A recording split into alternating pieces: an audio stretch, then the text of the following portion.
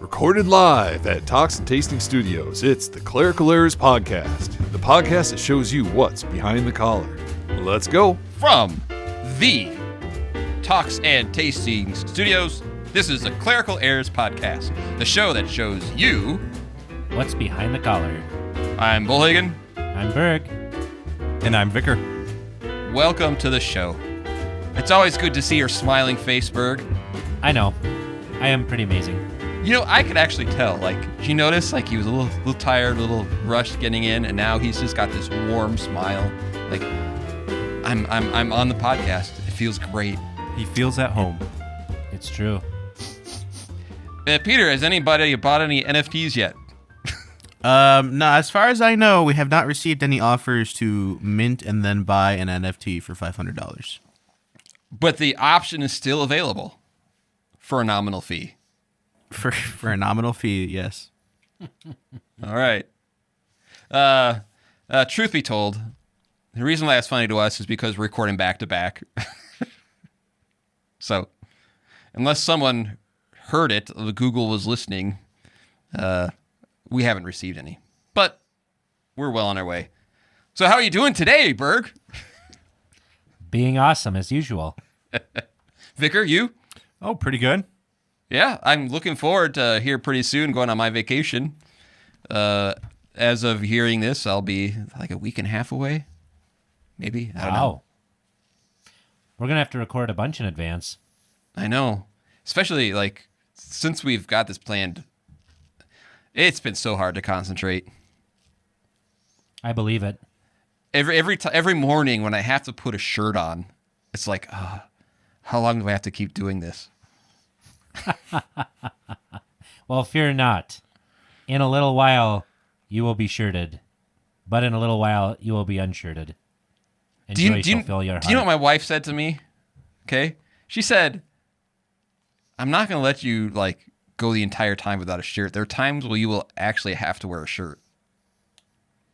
And you said, is that a challenge? Challenge accepted. So, yeah. So we'll see if she's still talking to me because I demanded to. Oddly enough, just put a little bow tie on. Now that I mention that, you know what? She's never said anything about pants. Hey, you know. So are you okay, gonna we should probably do something like. I just made Berg uncomfortable.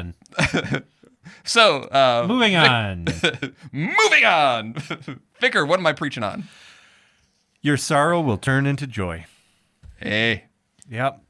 It's John 16 through 22, as Berg hinted. Hey, Berg, what is it about this part of the church here that it's so much John?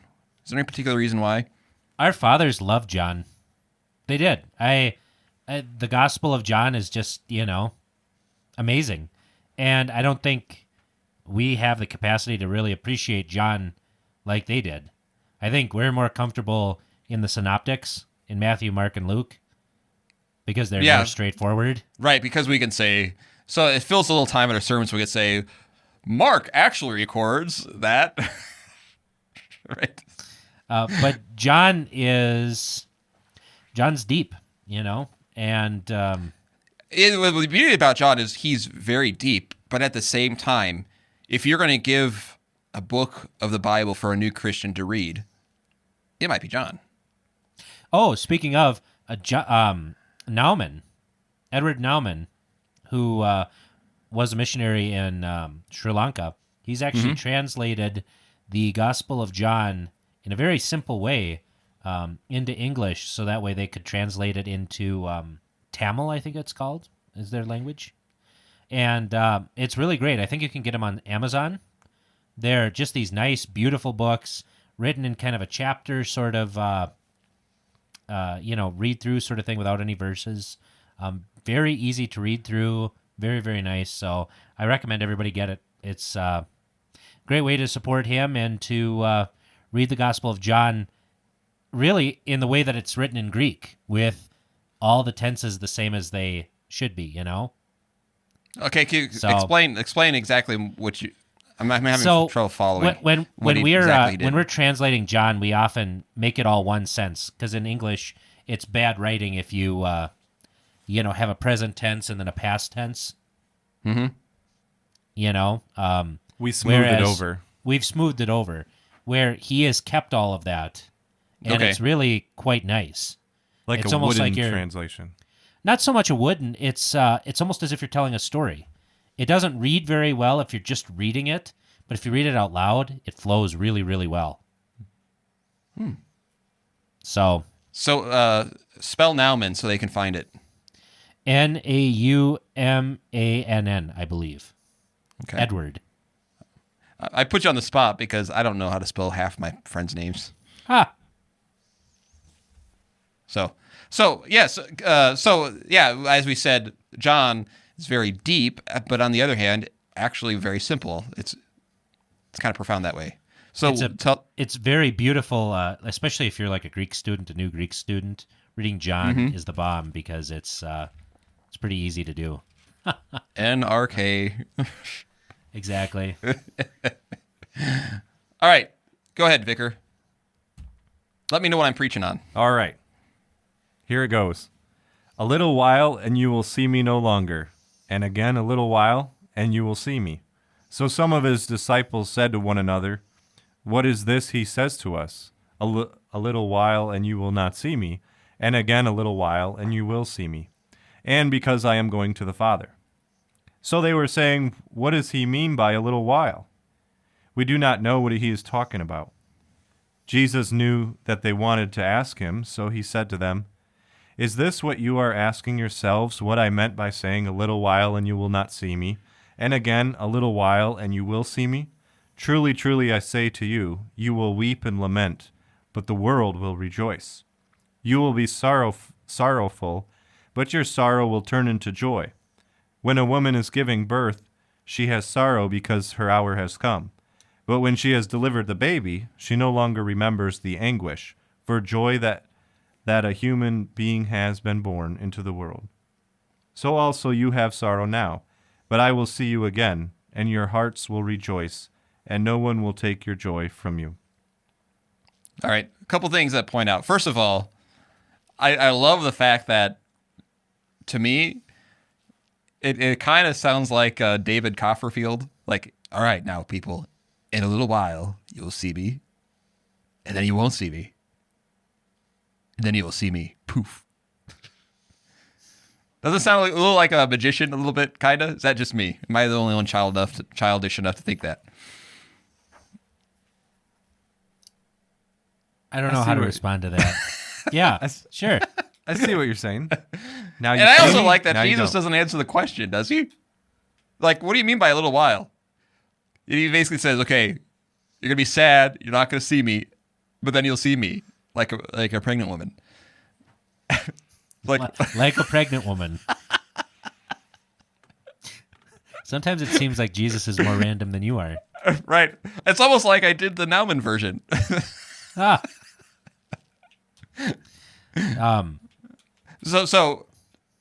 But am I wrong? He didn't really answer that? Well, what is he going to say? I'm going to rise from the dead? It's like he's still speaking, in parables or... Yeah, he's still speaking in figurative language. Yeah. Which the comes next later. Sunday he'll say, Right. ah.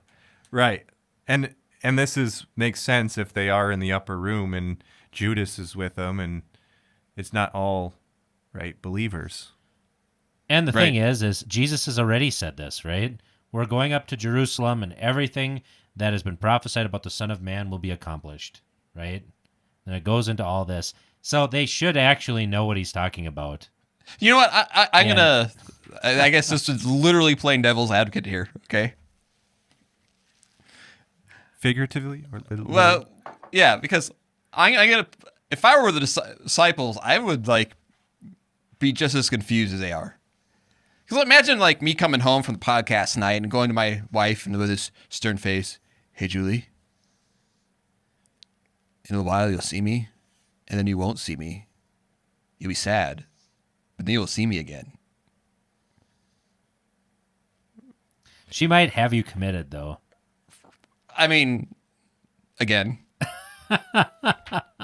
You know, I mean, this- the thing this- is, though, is it's if you just did that out of the blue, then yeah, it would be kind of weird. But Jesus, all this time, like the Greeks come to see Jesus and they say, "Sir, we want to see Jesus," and then he goes into that whole deal about a grain of wheat falling into the earth and dying. Unless it does that, it remains alone. But if it does, it bears much fruit.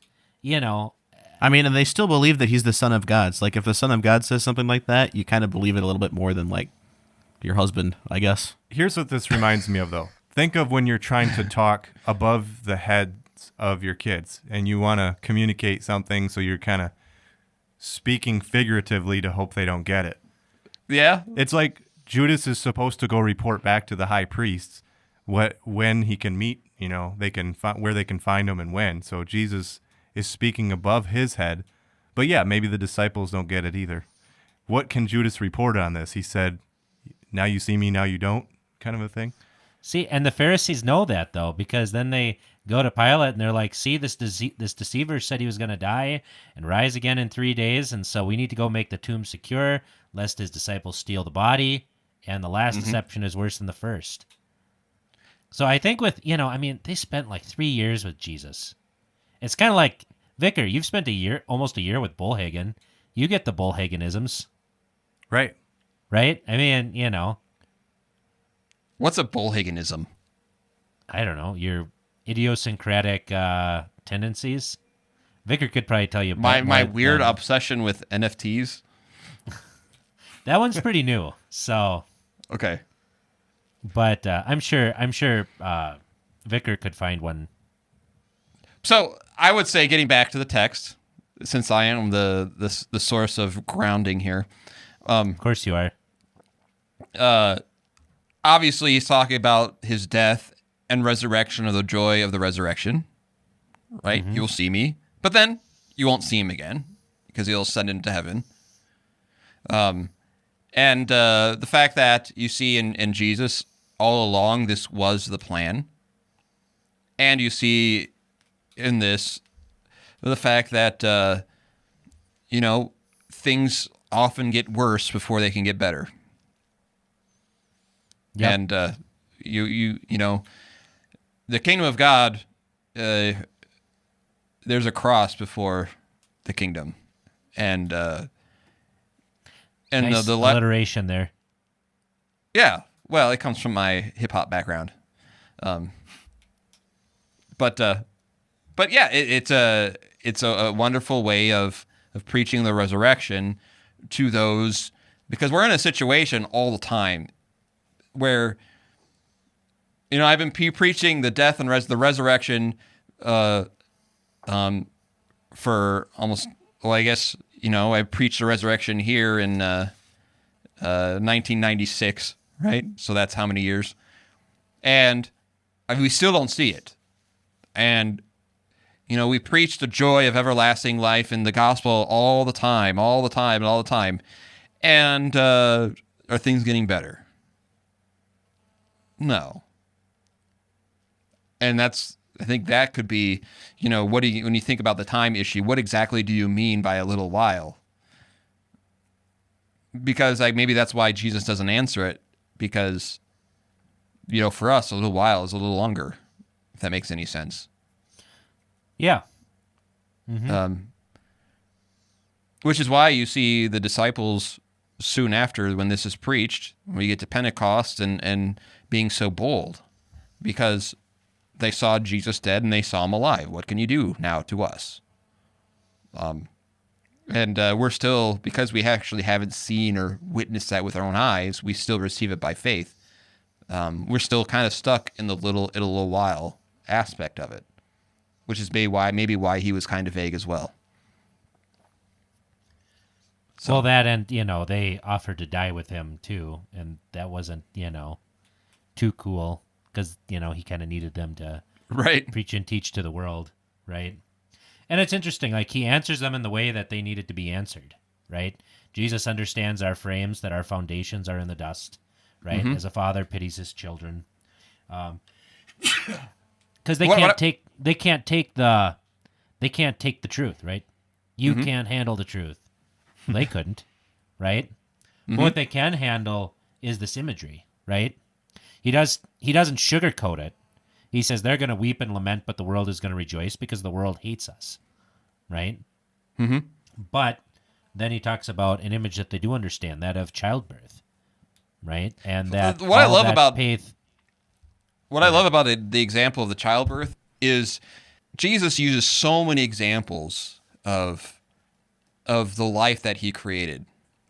For example, a seed that grows, or a tree that bears fruit, or how God relates his love for the church as a husband loves his wife, or the joy of a woman giving birth in a new life. What I like about that, it shows in a very simple way that the God of creation is also the God of redemption. And because he is a God of creation, and creation has a certain pattern, you're going to see patterns in how he redeems the world. And which is why you even look at, for example, the prodigal son, the pattern of a love that a father has for his child reflects, the grace and mercy of God. So that's one thing that you can clearly see in this when he talks about the God creator of life is also the creator of redemption. But also, if you think about that aspect of it, go back to Genesis. To me, could be a fascinating way you could talk about this. As soon as the fall into sin happens, what does he say to Eve? There'll be pain in childbirth. Right.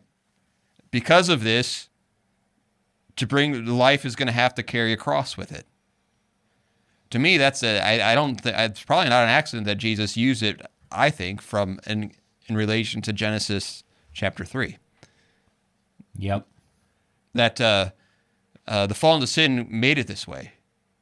But that doesn't mean that we're defeated. It means that there's a cross to bear, but yet at the same time, there's still victory. There's still life. There's still resolution to it through what Jesus does. Well, and then out of that great sorrow comes a joy that causes you to no longer remember that pain. I think that's helpful for us when we bear our own crosses, because we only bear our own crosses for a little while. And that when we leave this life and go to the Father,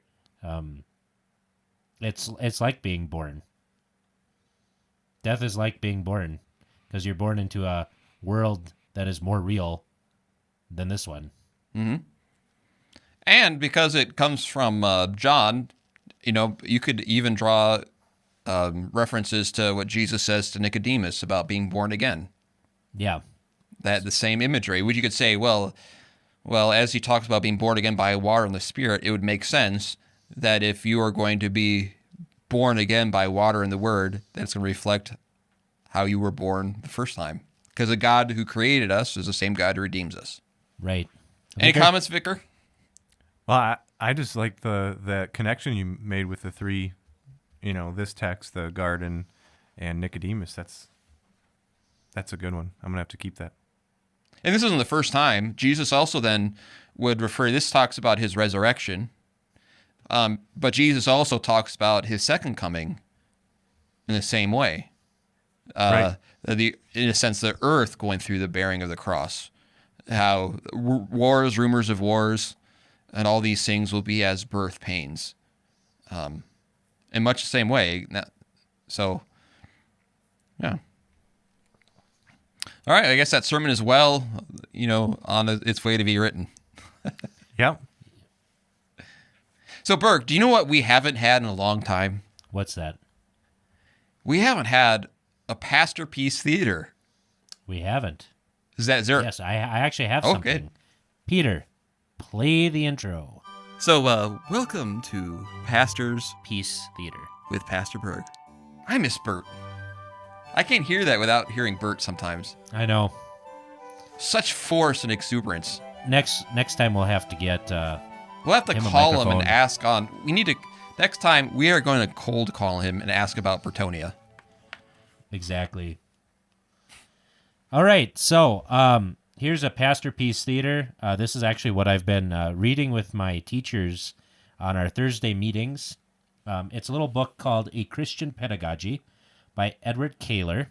You can actually get this reprinted from CPH. It's a nice little book, wonderful for anybody, for moms, dads, homeschoolers, teachers, just everybody. Can you define the word pedagogy for the listener? Yeah, pedagogy is simply a method of teaching. It comes from the word pedagogue, and a pedagogue is it's something that comes from ancient Greece. It was a slave who led his master's children to school, places of amusement, and the like until they were old enough to take care of themselves. In many cases, he also acted as a teacher and a tutor. He was responsible chiefly for the bodily safety and well-being of his wards.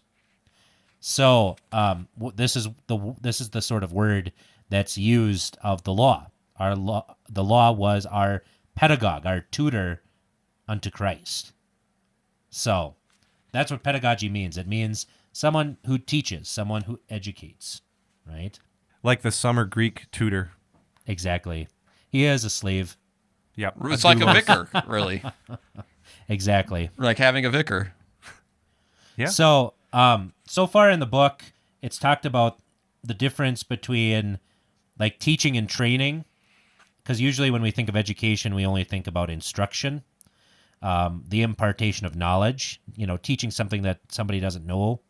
And that's part of education and definitely a necessary part.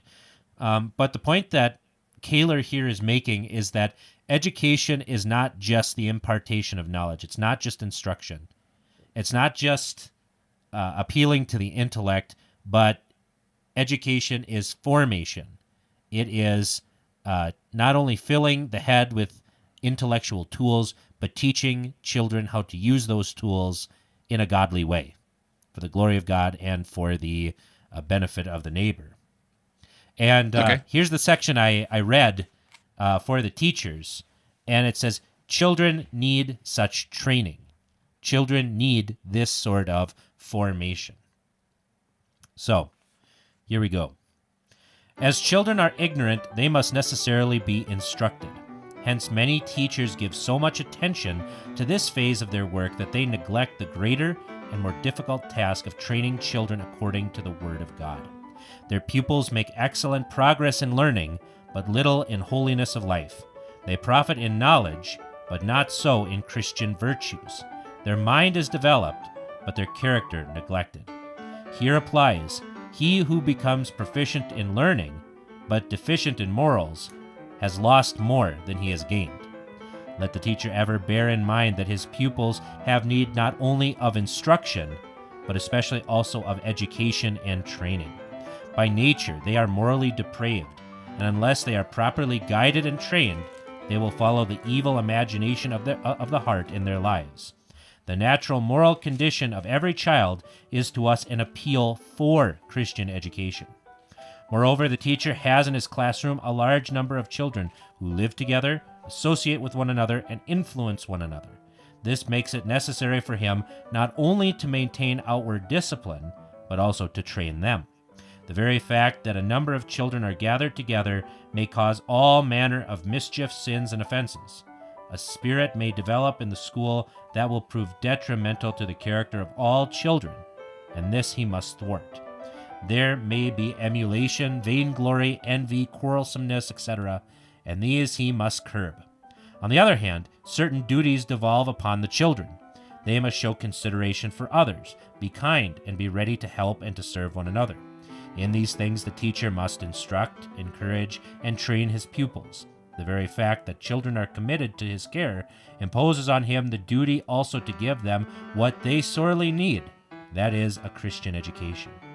Indeed, the child ought to be the objective of the work of the whole church. The saving of its children from wandering outside the fold is the supreme duty and the strategic opportunity of the church, standing out above all other claims whatever.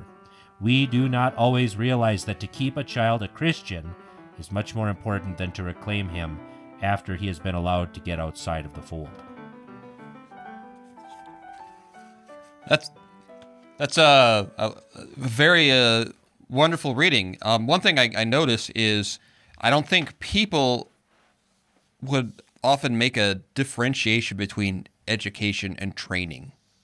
I think a lot of times those words are used interchangeably, but not really, correct? Yeah. He makes a distinction between instruction and this sort of education as formation/training. And the training is not so much the outward discipline that we all think of. It's not just like, squirting your dog in the face with one of them water guns, right? When he goes to the bathroom on your floor, right? But this is something different. It's actually getting to the heart of the matter. It's actually influencing and shaping their character, right? Education is not simply appealing to the intellect, but it is appealing to the heart, to the emotions, to the body, and to the way in which we live our lives. Because when you think of character, you might think of either you have character or you don't, but that's not really the case. Everyone's going to have a way of looking at the world, a way of doing things, a way of reacting to things, and either it's going to be trained in a good, proper way, or it's not. Yeah, but either that's way, the thing. either way, it's not Go going to be a void. It's not going to be a blank slate. So when you think of a child, either they're going to think of things one way or the opposite of that way. It's not so much, well, if we don't train them, something's going to train them. And I think that's what we're finding about in education right now is we just assume that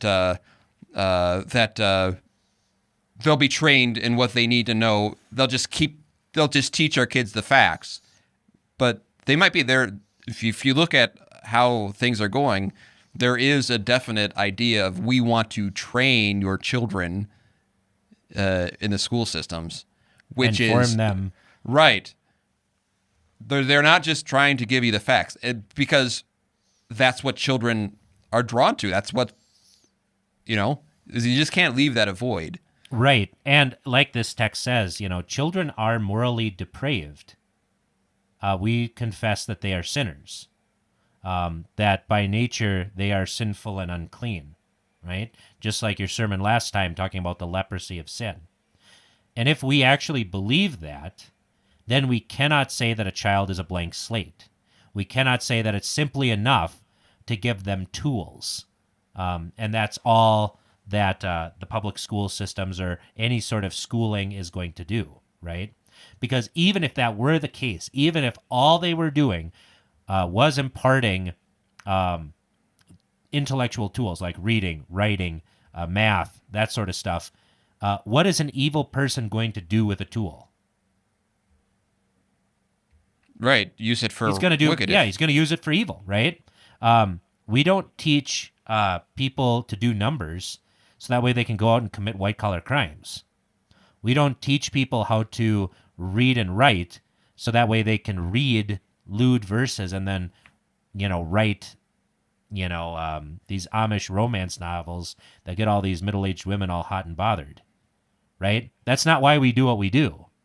And that's the thing, is these tools can be used for good or they can be used for ill. And this is the whole point of education. Education is the process by which we make these children better. We not only give them tools, but we actually teach them how to use them in a godly way. And can the public schools do that? Well, if your premise is that there is no God, then what kind of formation is there going to be? So if there is no God, then all things are possible. And I would say an example of this, of what you're trying to say, what you are saying, not trying to say, you're saying it quite well. And that is, we've talked about capitalism before. Right. I believe it's a good form of running economy. However, what we're finding out, though, is capitalism amongst untrained people, meaning without any kind of moral background, isn't very always helpful. Yeah, in fact, it's very detrimental when they steal all your money, right? Mm-hmm. As Jesus taught about shrewdness. How does he word that? Make yourselves friends by unrighteous wealth. Right. By means of unrighteous mammon, that when they fail, you may be accepted into the heavenly habitations, right? And this is not simply talking about schools, because life itself is an education. The problem with life as an education, though, is you don't always learn the right lesson. And that's the wonderful thing about being in a Lutheran school like this, is because when things do happen, we can actually talk about it. We can actually make sure that the right impressions are being that kids are being exposed to the right impressions. Now, it doesn't mean that they're actually going to receive it, right? Mm-hmm. You can't. A child isn't a block of stone. I can't simply go there and chisel on their minds, even though sometimes I wish I could. Just like with preaching, right? Mm-hmm. We can't force anyone to believe, just like I can't force anyone to learn. But what we can do is provide these good impressions intellectually, morally, in terms of etiquette, physically, all of those kind of things, right? Mm-hmm. And that really is the responsibility of the teacher. It's not the teacher's fault, usually, when a child doesn't want to learn. I mean, let's just be honest. So, yeah, Jesus kind of shows some of your points in the text that we heard. Jesus knowing their thoughts. Right, then answers their questions, right? Right. Right. And so, this is why Jesus is the best pedagogue, right? Yep. And the Gospel of John is wonderful in this way, because he not only teaches straightforwardly, like he does, like the Sermon on the Mount would be very, very straightforward, but he also teaches through these images that we just love and we hang on to and we grasp, like the Good Shepherd, like the new birth of the water and the Spirit, all the living water, the bread of life. All of these things don't just appeal to the intellect, but they appeal to the emotions and to the heart. And that is what a good pedagogue does. And so, yeah, that's kind of what's going on. And I think just people, they need to know that the world is a classroom. Mm-hmm. The question is your kid going to be haphazardly educated by the world, where, maybe they might learn that being a cheat, you can actually get away with it, or it pays to be a terrible person? Or are we actually going to make education intentional?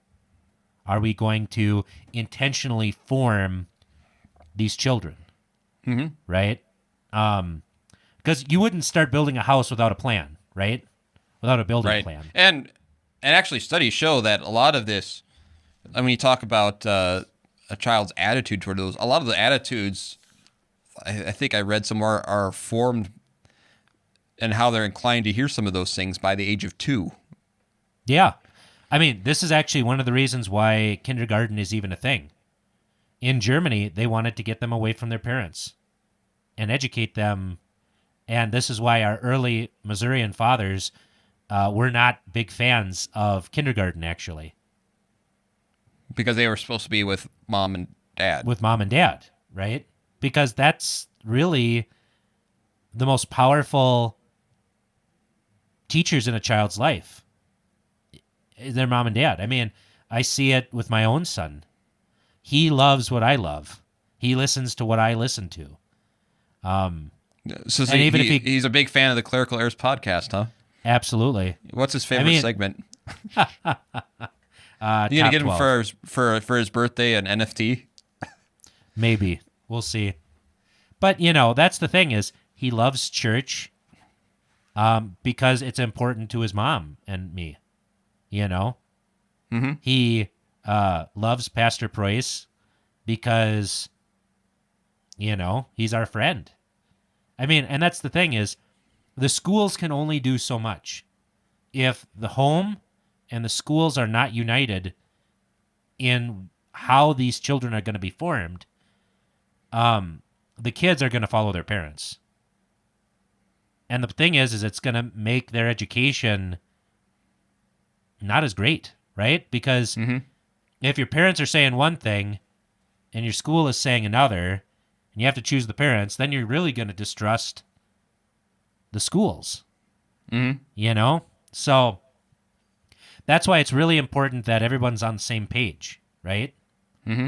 And that's the problem, too, with making education into this vast federal endeavor, because then there is really not a place for parental input, you know? Right. I mean, we've seen that lately where parents are seen as a hindrance. Yeah, and that they shouldn't even be involved in their children's Right. education. I mean, that was what the whole governor race in Virginia was all about. Yeah, that was a couple months back. So Well, parents realized with the online classes what the kids were hearing and what was being taught. right, and that's not It was just the eye-opening. facts. You know, Right. they're actually being taught a particular worldview, and they're being shaped in this way, right? And that's the thing. You don't even have to be at school to be shaped a particular way. You know, one thing that we've had lots of conversations about here at Trinity have been these kids being on YouTube. The things that they've learned from YouTube have actually crept into the school, and not all of it has been very good. In fact, there are jokes which have been very vulgar that these kids repeat because they heard it from these YouTube stars, and then they repeat it in class, and then we have to have conversations about it. You know what I mean? And so it's like these kids are being educated. They're getting impressions from now. I mean, and you and I, we never had this, right? Right. We never had constant access to content all the time. I mean, when I Right. was growing up, I don't know, we had maybe 5 channels. This You will blow know? your mind. I was a pastor for over 3 years before I had an email. I believe that. Isn't that weird to think about? It's awesome in some ways, you know. So, but what was now, your first email address, by the way? Iowa Connect. It was like Trinity blah blah something at iowaconnect.com. Yep. but you know, that's the And thing. I you I know. got a new computer, and I only kept the old computer on other computer, the old one, because that's how I could access that email account. That's funny. Yeah. Sorry, we're derailing you, Berg. Yeah. No, that's fine. You're on fire. Yeah, well, I just think it's, you know, I think, you know, a lot of people, especially people, you know, maybe my age or Bullhagen's age or older, I don't think they quite realize how different the world is. And that, you know, if you really want to be intentional about, you know, forming your kids, there's a lot more ways that the world can get to your kid. And it's not always good. I mean, I remember one time a former vicar, I think it was maybe 17.0. No, I think it was 16.0. This podcast has been through like 5 vicars coming up on 5. Can you believe that? it's crazy.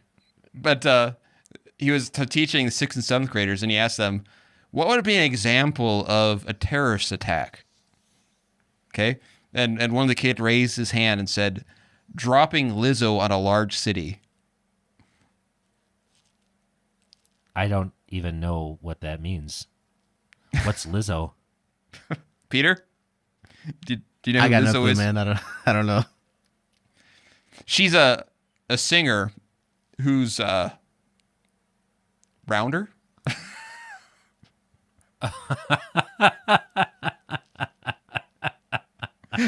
That's terrible. The vicar didn't know what to say. Yeah, I wouldn't have even. I'd be like, I don't know what that means.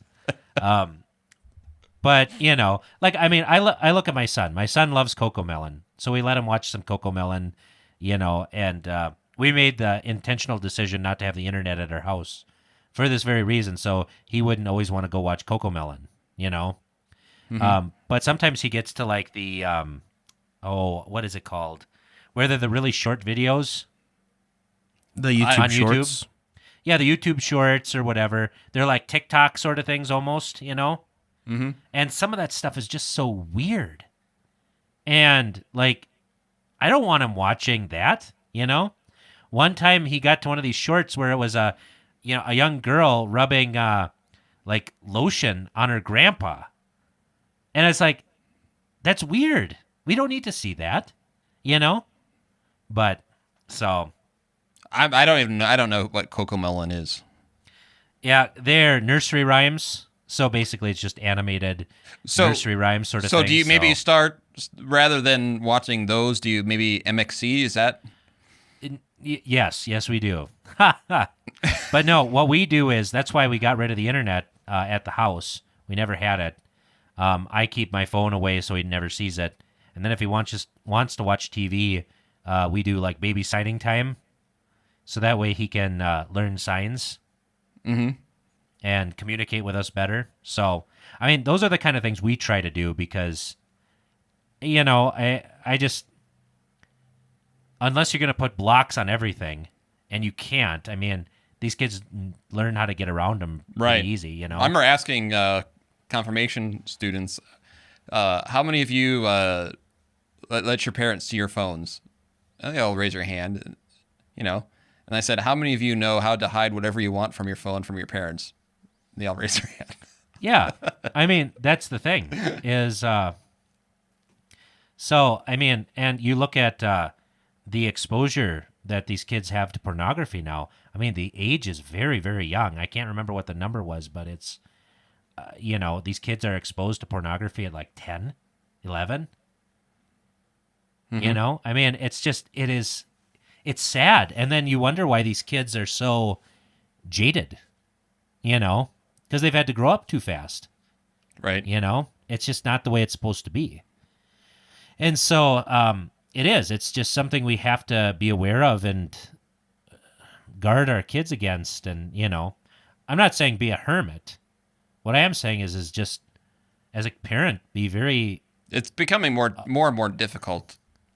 Yeah, you know, and frankly, I don't, you know, most parents don't understand enough to guard their kids against it, you know? Like you said, all of them could get around it. Right. And, you know? And we're running into time now where most parents grew up in that age too, though. That's true. I mean, I'm kind of one of those oddities. I didn't have a cell phone until my senior year of college, you know? But yeah, but the thing is, man, technology is changing so fast. I think the iPhone was a huge revolution, and we're still trying to come to grips with it, you know? The Windows phone. Yeah, I mean, how do you use this stuff rightly? Well, and one of your former vicars has used one of those, Burns, right? He uses one of those light... the retro phone, like a... You know, and I respect that. That's, you know, he made an intentional decision, you know? Mm-hmm. And I'm not saying people have to do that. What I'm saying is you have to find something that works for you that you can do to guard yourself and your kids, you know? Because you and I are being educated. Right. And podcasts, we have heard how I'm kind of clueless on a lot of these things, and I need my son to help me. Right. Because I can't do NFTs by myself. Yeah, NFTs. Don't worry, neither can I. So yeah, I don't know how much farther you want to go on all this, but I mean, I guess that's just one thing to think about is that if life is an education, we want to make sure that the kids are learning the right lessons. Right. And the right lessons are based on the Word of God, right? Because like even you look at the Psalms, and you know the psalmist asks in Psalm 70, 8? You know, why are the wicked prospering? You know, why are they dying, you know, fat and contented in their beds while the righteous suffer, right? Mm-hmm. And then it says that I would have almost fallen until I went into the sanctuary of God and discerned their end, right? Mm-hmm.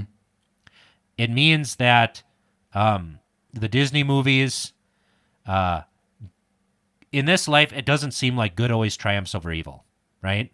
Mm-hmm. The white hats don't always beat the black hats. And that's something that has to be corrected by the Word of God. And that's and like we said earlier, like I said, I was preaching for how long, and I still don't see it. But right. we trust by the Word of God that it's there. And so that's the thing, is that even if you don't send your kid to a Christian school, you have to educate him at home. You have to be reading the Scriptures. You have to have your mind and your heart and your emotions formed by them. And that's hard because everything and in us... by example as well. Right. And that's why you have a pastor. That's why Paul says, imitate me, right? Mm-hmm. And that's why you have folks, your mom and your dad. And so, yeah, that's the thing is, if you're not going to a Lutheran school, and even if you are, have your whole life defined by the Word of God, not by anything else. Did I give enough content? Yeah. I earned my keep? Yeah. That's enough for an episode, don't you think, Pete? Yeah, for sure. Okay. All right. Well, What do you it's good think, to Vicar? see Vicar's gone. Gone. He had to go pick someone up from the airport. So I told him thought his in-laws couldn't wait. Don't you think? He's doing something very important. He's listening you to know what us the do a difference- podcast. Do you know what the difference between outlaws and in-laws is? What? Outlaws are wanted. That's Hey, funny right there. Hey, Berg, did you hear about the blind man who fell into a well? No. He couldn't see that well. Hey, do you know what you call a midget fortune teller who's killing people? No. A small, medium, at large. Peter, you got one? A guy broke into a house, and there was somebody sitting there after he broke in and said, "What are you doing in my house? How did you get in?" "I'm a locksmith, and I'm a locksmith." Huh? I don't get it. "Who are you and how did you get in?" "I'm a locksmith, and I'm a locksmith." Okay. Right. The person and the occupation. There was Got it. actually another guy who got pulled over by a policeman. The police officer walked up and said, "Whose car is this? Where are you going? And where do you work?" "Mine." Where are you going and where do you work? Mine. On that note, thank you for listening. I'm Bullhagen, I'm Berg. and may your pedagogy Be Christian. Thank you for joining us. This podcast is available on iTunes, Google Play, Spotify, or wherever else you get your podcasts. Questions, thoughts, concerns? You can contact us on Facebook at facebook.com/Clerical Errors Podcast, on Twitter at Clerical Errors P for podcast, or email us at feedback@clericalerrors.org. Thanks for listening to Clerical Errors. See you next time.